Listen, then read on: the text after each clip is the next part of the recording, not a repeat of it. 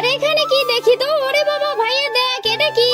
আমি যেতে পারবো না, তুই দেখ। আরে একটু আয়, দাঁড়া আমি যাইতেছি। কোথায় কি রে? দেখি, ওই যে দেখ, ওর ভিতরে আছে। সরে যা তুই, আমি দেখতেছি। তো বন্ধুরা, এটার ভিতরে কি আছে তা দেখার আগে ভিডিওতে লাইক দিয়ে চ্যানেলটাকে সাবস্ক্রাইব করে যাও। কিছু নেই তো?